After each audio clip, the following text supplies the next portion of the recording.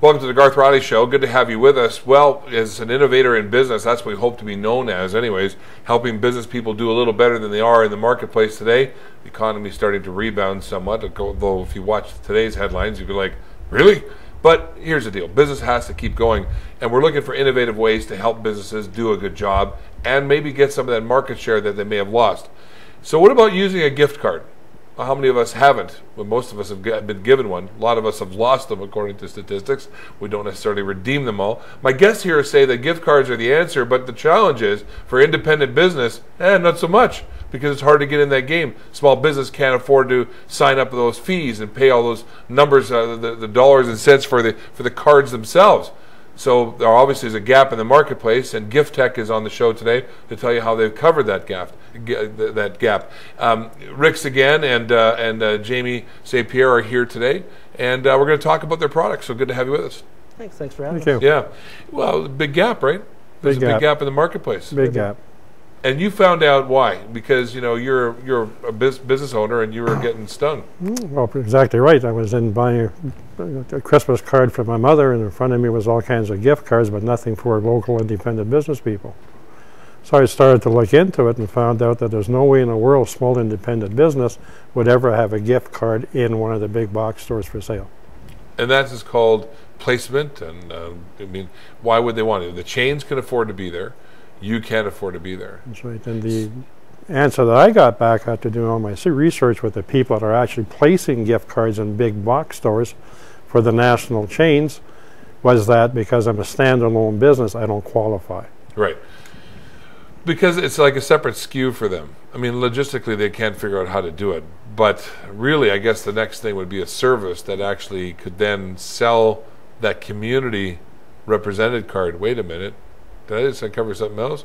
A community represented card into those bigger stores.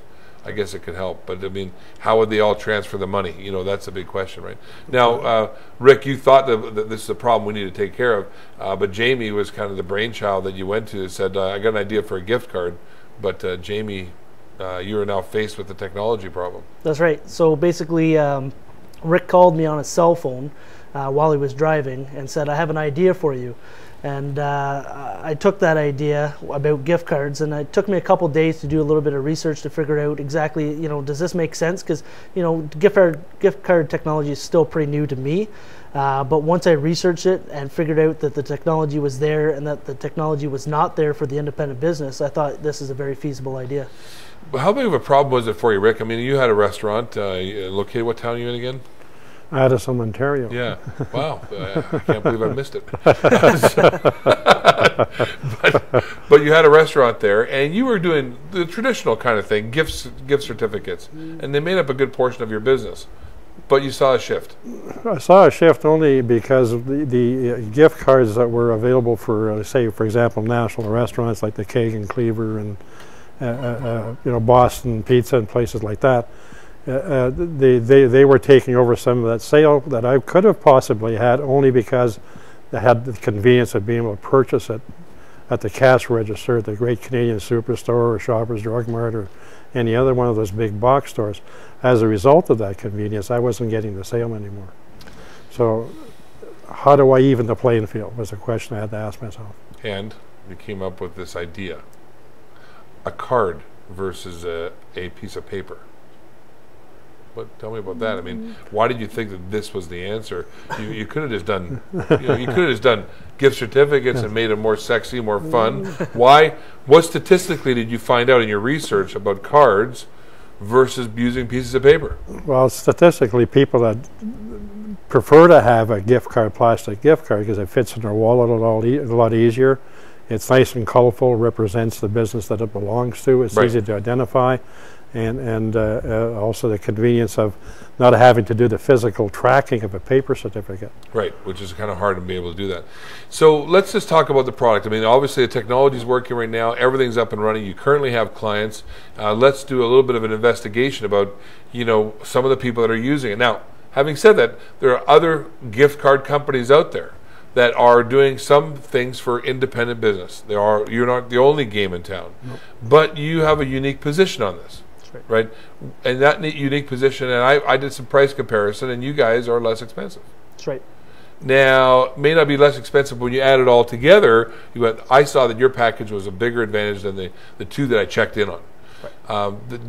Are you aware that there's a lot more people out there humping this product, so to speak, to get it out there, go, go, go, go, go. But your product is still a better value. That's right. Like, one of the things that I think sets us aside from a lot of different people is our startup cost. Basically, we give our merchants a Stripe reader. They plug it in their computer, and as long as they have an internet connection and our piece of software, they have a gift card terminal, versus spending thousands of dollars on a point of sale system that they don't need for their regular independent business. So all they need is a scanner that plugs into their Windows operating system, and then on there you can then debit off of whatever's been loaded onto the account. That's right, right through an internet connection. The other thing about it is that if someone takes one of these cards, they can buy the card and load the card at the place of purchase, or they can buy it and load it online. So if they've already have a card and they want to load it up and say, okay, my kid, school is in that pizzeria area, right, so I'm going to load it up every week with $20 worth of for their child. For their child, so they don't got to give the child cash. Yep. They can just give them this as long as there's a merchant in the area that's receiving it. That's right. Okay. What's the pushback from the merchant? I mean, this sounds like a good idea. What are you hearing out there when you talk to merchants about this, Rick? About the gift cards themselves? Yeah. What are they saying? Like, not everybody's obviously doing it. What are some of the concerns you're coming up with? Right now, with all the people that we have, merchants using the gift cards, there are no concerns. You're just happy with the way it works, and the quickness at which they get responses every time they swipe the card. Right. So some of the holdback, I think, is the fact that they have paper gift cards that they still need to use. They've spent $500, $1,000 on these paper gift cards, and they don't want to just throw them in the garbage. So a lot of people have been waiting for them to use their supply of that before going to plastic gift cards. Wow. Yeah. So when you've gone and talked to people, you then set up some kind of programs. There's some kind of interesting things that people are offering.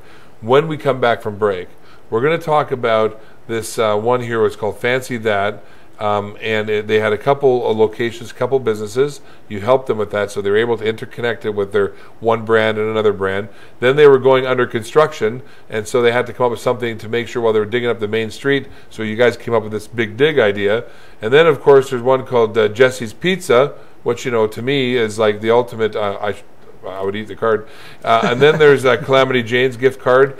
All kinds of ways that you've actually designed these programs. There's one for people who have a sewing business as a gift card.